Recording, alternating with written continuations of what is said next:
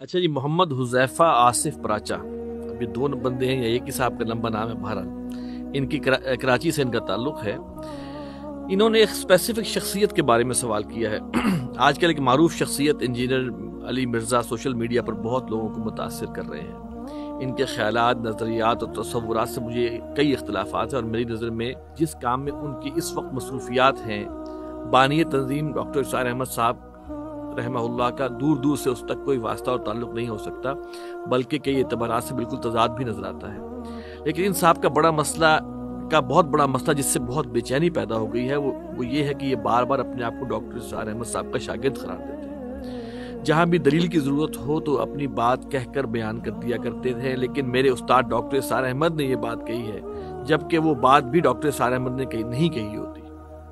तो इनका सवाल ये है कि ये इंजीनियर मोहम्मद अली मिर्ज़ा अपने आप को डॉक्टर इरशाद साहब का शागिर्द किस हैसियत से कहते हैं, और क्या इन जैसी मारूफ शख्सियत के ऐसे अमल से तंजीम की दावत पर असर नहीं पड़ेगा? जी, पहली बात, हमारी एक उसूली पॉलिसी है जिस पर हम कोशिश करते हैं कि हद तक इम्कान अमल हो। हम आम तौर पर शख्सियात का नाम लेकर या इवन जमातों का नाम लेकर तबसरा या तनकीद नहीं करते।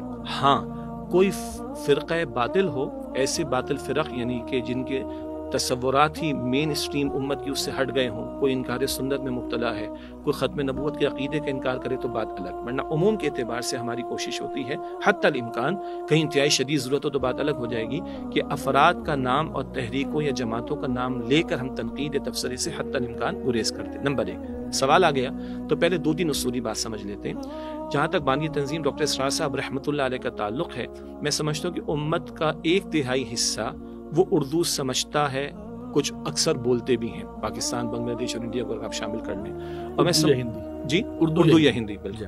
तो 1/3 हिस्सा उम्मत का ऐसे अफराद पर मुश्तमिल जो उर्दू या हिंदी समझते हैं।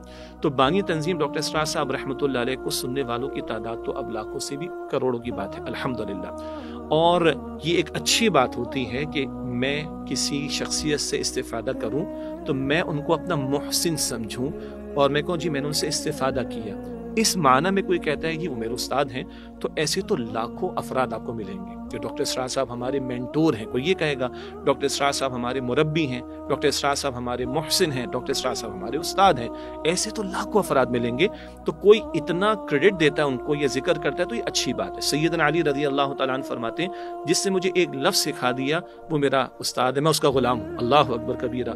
इमाम अबू हनीफा रहमतुल्लाह अलैह के बारे में एक अजीब मसला मारूफ है कि किसी कुत्ते से मुतालिक कोई मसला था, मैं वो बयान नहीं कर रहा अभी, तो किसी शख्स ने जो सफाई सुथराई का काम करता था उसने उस बारे में इमाम साहब को एक बात समझाई, तो इमाम साहब उसको देखकर उसके एहतराम में कभी कभी खड़े होते थे, उसका अदब करते थे, भाई ये फला बात इसने मुझे समझाई। तो ये हमारे असलाफ का तरीका है। यहाँ तक तो उसूली बात आ गई। अगली बात है कि जिन मोहतरम साथी का साहब का इन्होंने जिक्र फरमाया, उनके बाज़ मामलात ऐसे हैं कि अगर डॉक्टर इरशाद साहब रहमतुल्लाह अलैह खुद हयात होते तो वो इत्तेफाक न करते। कुरान पाक एक उसूल हमें देता है, इख्तलाफ रखना एक शय, लेकिन जिदाल अहसन वजादिलहुम बिल्लती हिया अहसन, जिदाल भी करो, झगड़ा करो, डिबेट करो, इख्तलाफ रखो तो अहसन तरीके पर। कुरान पाक यहाँ तक बताता है सूरह अनआम में आयत नंबर 108 में कि इन मुश्रिकीन के बुतों को गालियां मत दो, वरना पलट कर तुम्हारे माबूद बरहक अल्लाह को बुरा भला कहेंगे। कुरान पाक तो ये उसूल हमें अता करता है। तो जिन मोहतरम साहिब का जिक्र किया गया, उनके मामलात में बाज़ ऐसी चीज़ें हैं जो हमारे दीनी मिजाज और वक़ार से मुताबिकत नहीं रखती, और कई बातें ऐसी कि डॉक्टर इरशाद साहब अगर हयात होते तो क़तअन इत्तेफाक न करते, बल्कि अगर शायद उन तक बात पहुंचती तो उनको समझाते भी। आखिरी बात जो हमारे भाई ने कही है कि भाई वो अब वो नाम लेते हैं तो इससे तंजीम की दावत को नुकसान तो नहीं पहुंचेगा।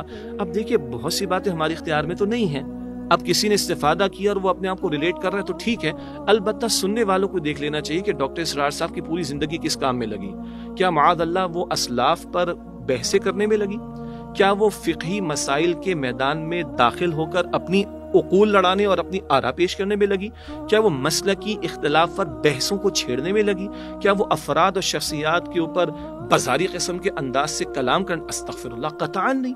उनकी ज़िंदगी लगी खिदमत कुरानी में, उनकी ज़िंदगी लगी इक़ामत दीन की जिद्दोजहद के ताल्लुक़ से। और आखिरी बात है कि मैं भी डॉक्टर इरशाद साहब का शागिर्द हूँ, मैं उनका रूहानी बेटा हूँ, मैं उनका शागिर्द हूँ, मेरे मुहसिन हैं।